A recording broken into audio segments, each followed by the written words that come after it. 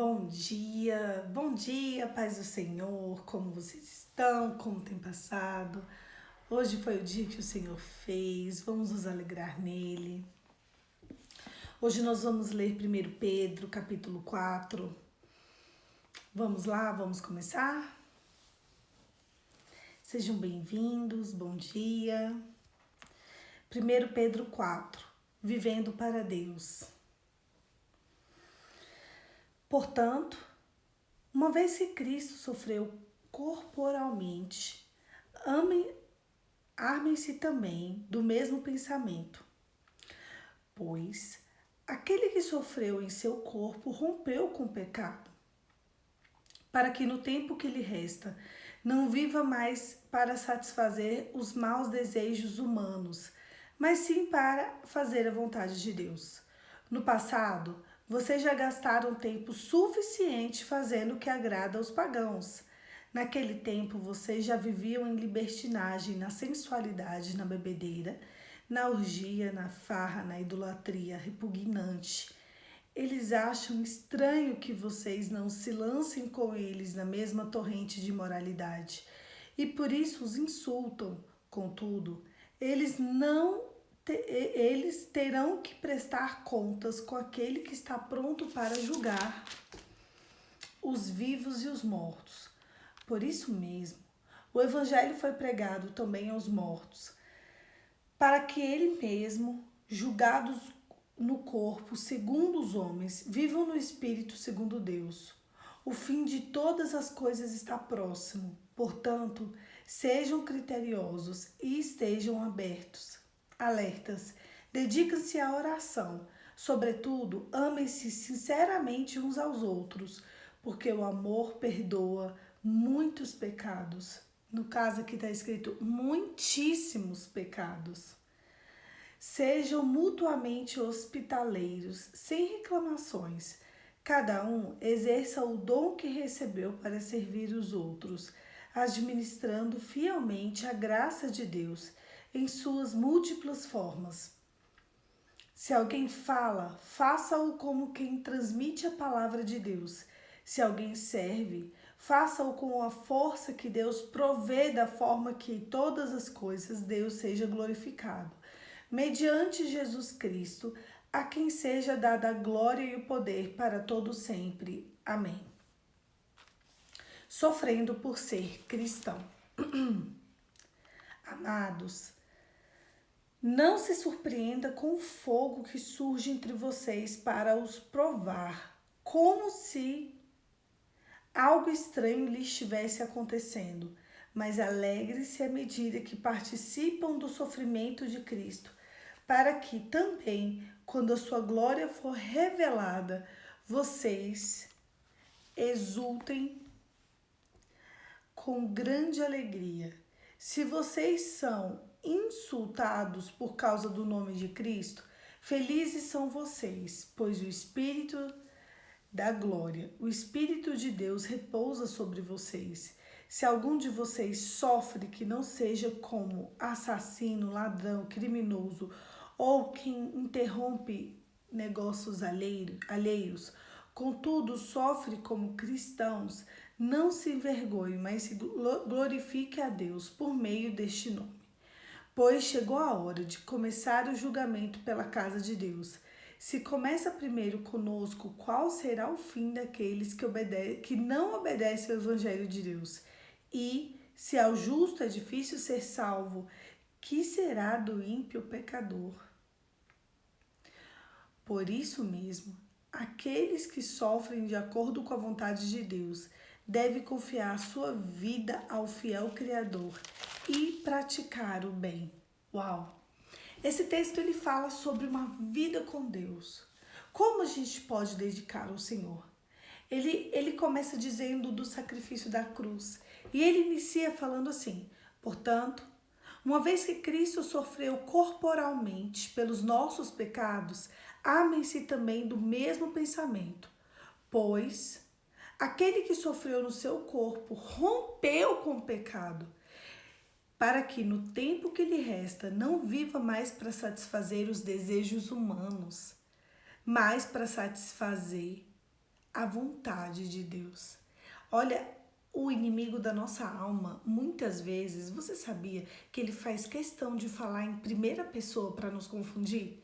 É como se ele implantasse na nossa mente projetos e palavras e pensamentos e sentimentos que não são nossos. É como se fosse nós, mas não é nós. Porque nós que somos de Cristo, nós temos que ter a consciência de que Cristo já sofreu pelos nossos pecados. O corpo dele já foi dilacerado, o corpo dele, né, já foi ali, já padeceu por tudo para que a gente vivesse para Deus. Então, o nosso malfeitor, ele quer que a gente ele quer que a gente acredite que os nossos pecados ainda nos condenam. Engraçado.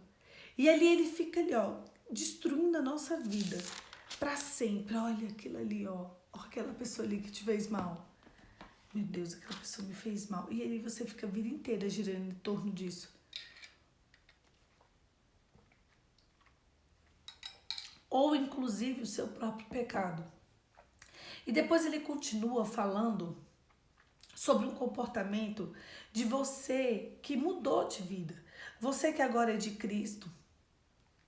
Você não pode ficar em cima do muro. Antes a gente, né, deixava se deleitar por orgias, por porfias, por situações, a gente, libertinagem, igual ele fala, ó, vivíamos na libertinagem, sensualidade, bebedeiras, orgias, farra, idolatria repugnante. Nossa, e Pedro, ele toma a idolatria como algo repugnante. Eu já falei para vocês que existem 3 tipos de idolatria. Idolatria a falsos deuses, idolatria a pessoas, como é que é? Idolatria a falsos deuses, idolatria a pessoas e idolatria ao dinheiro, que são idolatria às coisas. O problema é que a gente idolatra aquilo que a gente vê. E para Deus, a idolatria é algo repugnante. E o inimigo da nossa alma, ele quer colocar ali em primeira pessoa, como se aquilo ali fosse o nosso objeto de adoração. E muitas vezes de forma negativa, pejorativa. Porque o que é idolatria? É tudo que você gira em torno daquilo o tempo inteiro, o tempo inteiro. A sua dor pode ser uma idolatria, você sabia? Idolatria contra a pessoa, sua própria dor. É tanta dor emocional que você acaba idolatrando a sua dor, acredita nisso? E ali para Deus se torna algo repugnante. Existem dores que elas são repugnantes para Deus, sabia? Sua vida não pode girar em torno disso. Existem idolatrias, você já viu aqueles memes que é da pessoa correndo atrás do dinheiro, correndo atrás do dinheiro, correndo atrás do dinheiro, aí ela alcança o dinheiro e ela cai dentro do caixão? Isso é outra idolatria repugnante. E a terceira idolatria que Deus odeia é quando você deixa de adorá-lo para adorar qualquer coisa que não seja Ele. Então, a gente precisa se controlar. Existem pessoas que se dizem de Deus de segunda a sexta, porque no sábado só misericórdia. Me responde, ou você é de Deus, ou você não é de Deus. Não dá para ter uma vida dupla, não existe o 007 do céu, não existe. Ou você é de Deus, ou você não é de Deus. A partir de agora você precisa se reposicionar. Porque uma vida de uma pessoa que não é uma vida com Deus é uma vida de fracassos. Depois você vai ficar impressionado como as coisas não vão acontecer na sua vida. Não vão acontecer. Porque você não vai conseguir alcançar a misericórdia de Deus. As respostas, olha só, sabe quando as pessoas me falam assim, Poliana, eu queria tal coisa e tal coisa às vezes nem era, nem estava na palavra. Por que aconteceu? Porque não é só Deus que responde. Deus, o Deus mesmo, Deus que fez a terra, o céu, a água e o mar, ele nunca vai contradizer a palavra dele. Se você quer que Deus, o Deus mesmo, gente, o Deus de Abraão, o Deus de Isaac, o Deus de Jacó, te socorra, mude a sua história e te faça, né, algo diferente, faça algo novo. Você quer que, vindo da parte de Deus, você precisa que os seus pedidos, desejos sejam algo coerente com a palavra. Se não for coerente com a palavra, não é o Deus de Abraão, de Isaac e de Jacó que vai responder. Porque o inimigo da nossa alma também responde. E ali ele está disposto a responder. Mas tudo que Satanás nos entrega aqui, ele nos rouba ali. Porque ele vem para matar, roubar e destruir. O que adianta você ter o seu desejo correspondido agora? Daqui a pouquinho isso ser pedra de tropeço na sua vida. Isso não adianta de nada. Do que adianta o teu inimigo responder a tua oração e isso ser, respondeu, acho que até é de Deus. Tem gente que acha que Deus, eu tô falando sério, tem gente que acha que Deus vai destruir um casamento para fazer outro. Que Deus nunca vai fazer isso. Tem gente que acha que Deus vai matar menino na barriga dos outros. Deus não vai fazer isso. Tem gente que acha que Deus vai matar, não vai, que vai empobrecer, não vai, não é Deus. Deus não contradiz a palavra dele, não contradiz. Se acontecer alguma coisa, qualquer coisa, e que a pessoa pode até falar em nome de Deus, e que contradizer a palavra dele, você pode assinar, você pode levar o meu certificado. Mas a pessoa diz que orou. Tudo bem. Tá bom. Às vezes a pessoa tá com tantas brechas, que ela não sabe nem ao Deus que ela serve, porque existe um dos patamares, um dos 3 pilares da idolatria. Da mesma forma que existe o Deus Pai, o Deus Filho, o Deus Espírito Santo, a idolatria são 3 patamares: idolatria de pessoas, idolatria de coisas e idolatria de falsos deuses, gente. Se a pessoa falar que orou e que pediu e aquilo ali não for um pedido feito, né, com legitimidade para Deus, não foi Deus que respondeu. Sabe o que vai acontecer? Aqui nessa terra pode até ser que as coisas até fluam bem. Mas do que adianta 20, 30, 40 anos fluindo bem e passar uma eternidade? O problema é que as pessoas não estão preocupadas com a eternidade. Não estão.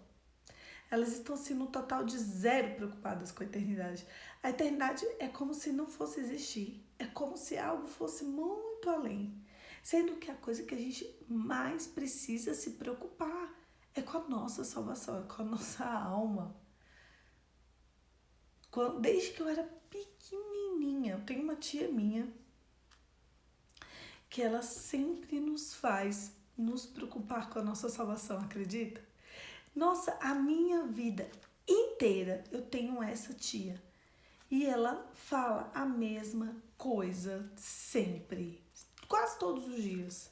E isso me marcou. Que a gente precisa se preocupar com a nossa salvação.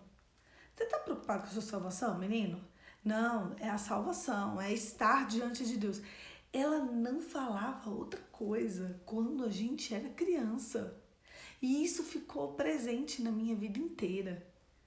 E é verdade, depois quando eu tive entendimento, eu vi que ela estava coberta de razão. E ela ainda fala hoje. Tudo ela fala. Eu estou preocupada com a minha salvação. Você acha que eu vou ligar para isso aí? Eu não vou ligar para isso. Eu estou preocupada com a minha salvação. Eu vou ligar para tal situação? Não vou. Sabe, às vezes eu vejo que ela passa algumas situações contraditórias e ela diz assim, eu não vou ligar para isso. Sabe por quê? Porque eu tô mais preocupada com a minha salvação. Isso aí eu já entreguei nas mãos de Deus. E eu acho aquilo ali, sabe, tão incrível. Porque ela se despreocupa. E ela sempre se despreocupou. Ela sempre se despreocupou de verdade. Ela tem uma vida fazendo isso. porque ela entendeu desde sempre o que realmente importa. Você acha que eu vou brigar por isso? Não vou. Eu não vou perder a minha salvação. Daqui a pouquinho acontece outra situação bem contraditória. Fulano, você não vai fazer nada. E você acha que eu vou perder a minha salvação? Não vou. Vai passar. Sei, passa. Mas é Deus. Ela faz desse jeito. E ali a gente vai aprendendo. Quantas coisas eu tenho aprendido com ela ao longo dos meus 34 anos. Bom dia, querida, tudo bem? Seja bem-vinda. Então, se você se diz de Deus, viva para a glória de Deus. Viva a salvação.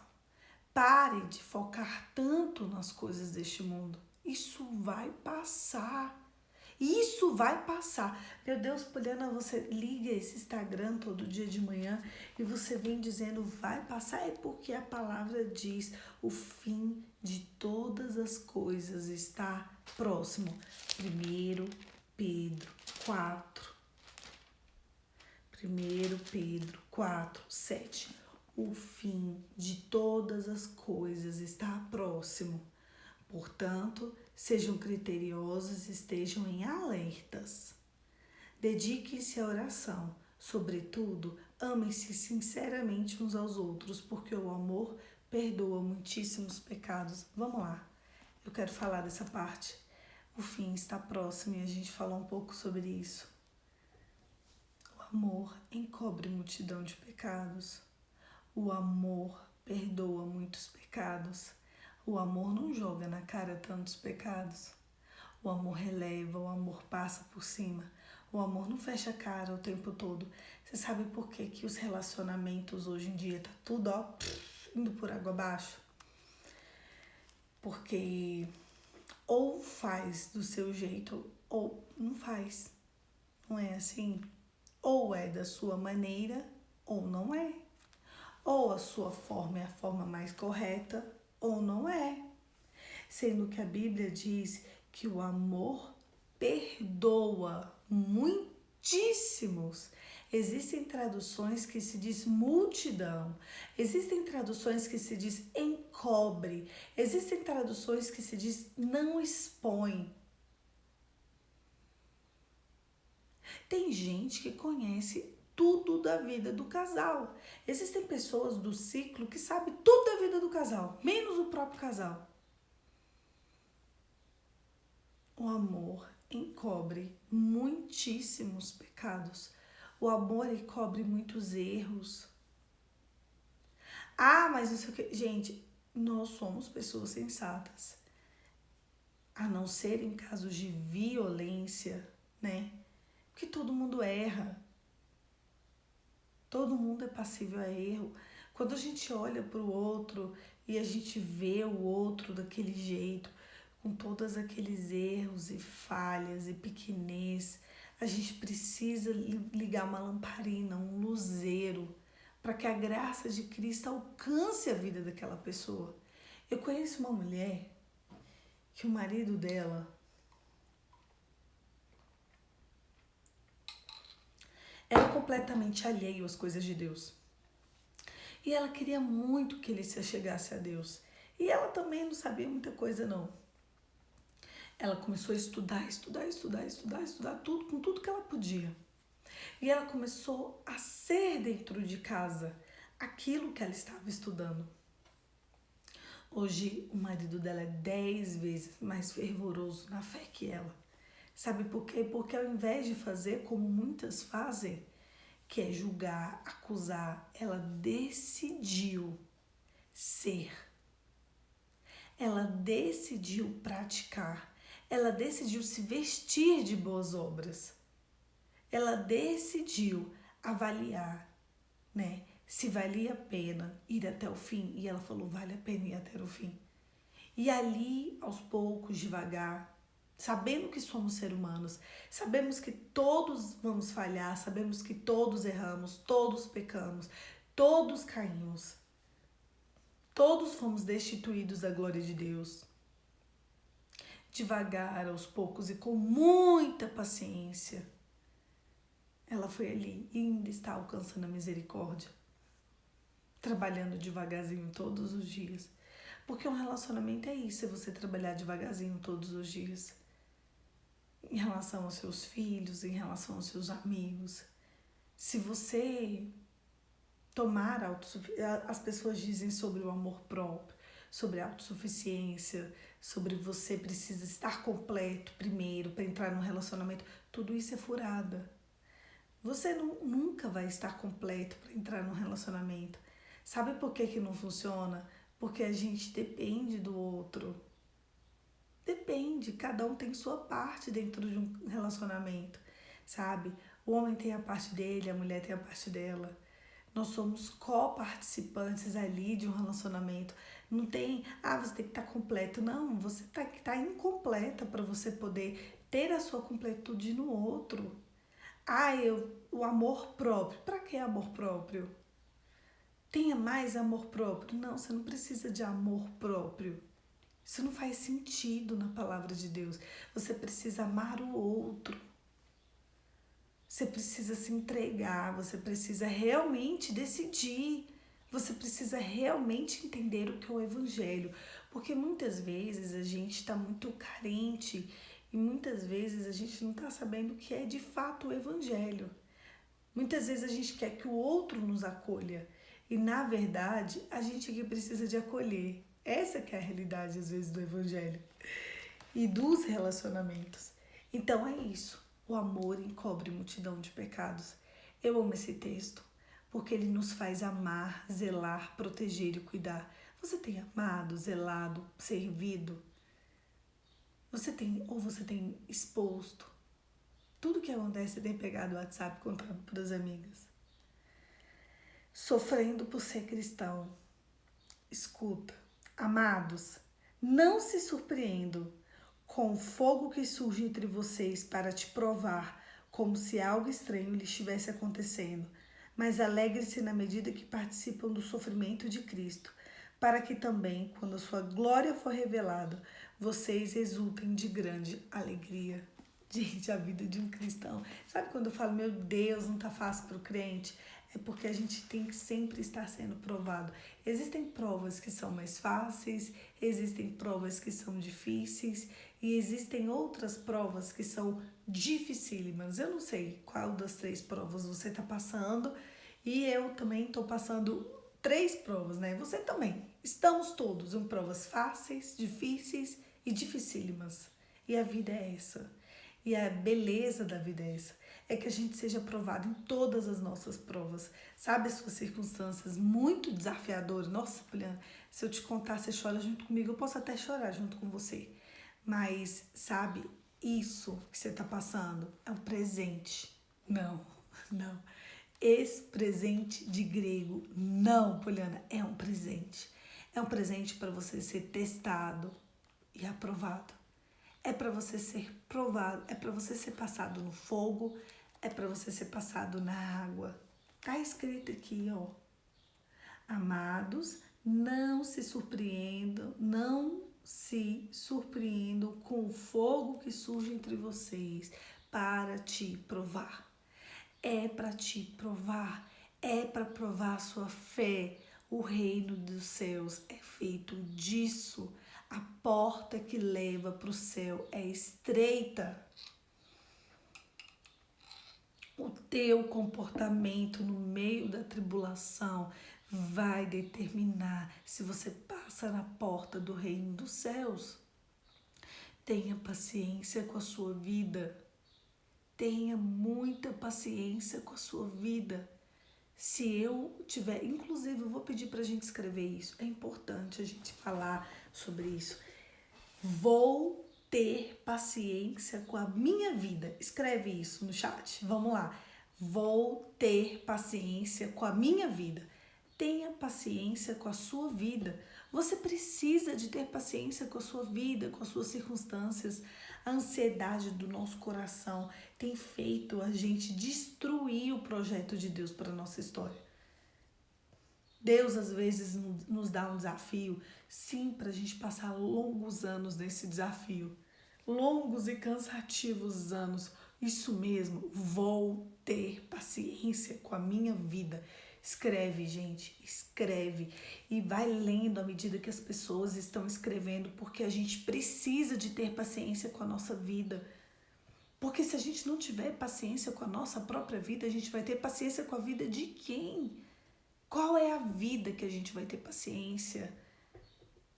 A gente precisa encontrar alegria e gozo no meio do caos. Agora, talvez você tenha vivido um caos, esteja vivendo um caos. Qual gozo que você tem sentido no meio do caos? Qual alegria você está sentindo no meio do caos? Olhando assim, não tem alegria, tem. Sabe qual é a alegria da sua vida? Ter a certeza de que você tem um Deus a quem adorar. Por mais desafiador que esteja a sua vida agora, você pode ter a certeza que você tem um Deus a quem adorar. E quem tem um Deus a quem adorar precisa de saber que ele pode se alegrar, porque as pessoas não têm um Deus a quem adorar, elas têm deuses para idolatrar. E a pessoa que idolatra um Deus, que é um Deus com D minúsculo, coitada, ela não tem alegria, ela tem momentos e picos de emoção, porque logo aquele Deusinho tira de tudo que é dela, né? Vou ter paciência com a minha vida. A gente precisa de ter paciência com a nossa vida. A gente precisa de ter paciência com as nossas circunstâncias. E se Deus tiver uma década de testes para você? E se Deus quiser te deixar 10 anos em teste? Você vai fazer o quê? Você vai paralisar durante 10 anos? E se Deus quiser te deixar 15 anos em teste, escreve no chat, vou ter paciência com a minha vida. Escreve. Você vai fazer o quê? José, antes de ser governador do Egito, ele passou 17 anos, acho que foi 17 anos, ou foi entre 14 e 17 anos, como prisioneiro. Davi esperou 12 anos para ser coroado rei do dia que ele foi ungido. Jó esperou 15 anos do dia que ele perdeu tudo. Isso escreve, vou ter paciência com a minha vida. Jó esperou 15 anos do dia que ele perdeu tudo para o dia que Deus foi restituir a vida dele. Foi 17 anos. Obrigada, Tati. José, né? José esperou 17 anos. Ah, Poliana, não vou esperar. Ah, se tiver que esperar, vai esperar. E se você reclamar demais, não vai viver. Se Deus tiver 17 anos para você, para esperar, você vai esperar. E ponto final. O problema é como vai ser no meio do caminho. Eu já contei para vocês que eu tinha uma doença incurável no meu pé. Eu tive que esperar 13 anos para o meu pé ser curado. 13. E talvez hoje eu não tivesse dedo do pé. Talvez hoje eu não tivesse pé. Só que o Senhor me curou. Só que Ele me curou depois de 13 anos. Eu não esperei 1, eu não esperei 2, eu não esperei 3, eu não esperei 4. Eu esperei 13 anos para ter os meus pés curados. O que você está esperando? Meu Deus, então você está querendo dizer que daqui 10 anos? Talvez sim. Deus, ele quer mudar a sua sorte. Só que Ele quer fazer você amadurecer no meio do caminho. Eu acredito muito que o nosso amadurecimento pode antecipar a terra, antecipar a herança. Sabe a chuva seródia e a chuva temporã? Eu sempre falo com Deus sobre isso, sabe?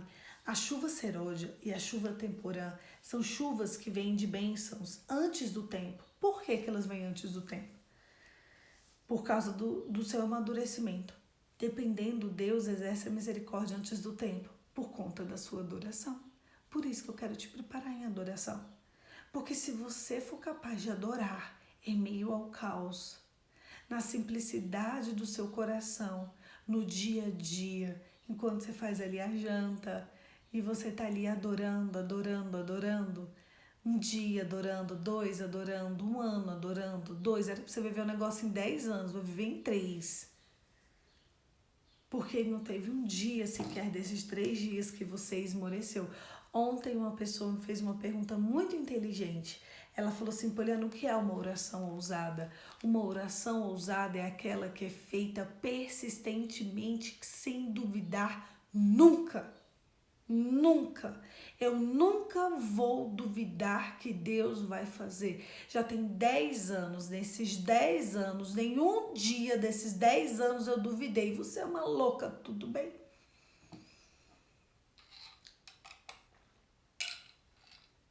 Por que você acredita? Porque Deus não é homem para mentir, nem filho do homem para se arrepender. O que eu quero está de acordo com a palavra. Se o que eu quero está de acordo com a palavra, vai acontecer. Isso é uma oração ousada. Podem passar os dias, podem passar os anos, mas Deus sempre trabalhou por quem nele espera. Deus não trabalha pelos desanimados. Deus não trabalha para quem desiste. Deus não trabalha para quem reclama. Deus não trabalha para quem cansa. Deus não trabalha para quem foca no outro. Deus não trabalha para você que vira as costas para ele. Deus não trabalha para quem diminui o serviço do Espírito Santo. Deus não trabalha para você que esmorece na fé. Deus não trabalha para você que duvida. Deus não trabalha para você que paga para ver. Deus não trabalha para você que não se volta para ele. Deus não trabalha para você que não vai acreditar algum dia. Não trabalha. Não trabalha. Não trabalha. Deus trabalhou para Josué. Deus trabalhou para Caleb, porque Josué e Caleb passou 40 anos acreditando. Pronto. Caleb e Josué entraram na terra prometida. Os dois únicos de 3,3 milhões de pessoas. Deus te chama Caleb, Deus te chama Josué. E eu quero saber se você de fato quer ser Caleb. E se você de fato quer ser Josué, eu quero. Todos os dias, eu digo ao Espírito Santo, renova minha fé na caminhada, renova minha fé na caminhada, Senhor. Eu coloco um louvor e eu digo, oh, Senhor, renova minha fé na caminhada. Espírito Santo, derrama um dom da fé em mim, derrama um pouco mais de fé em mim, porque eu sei que desistir não acelera o processo.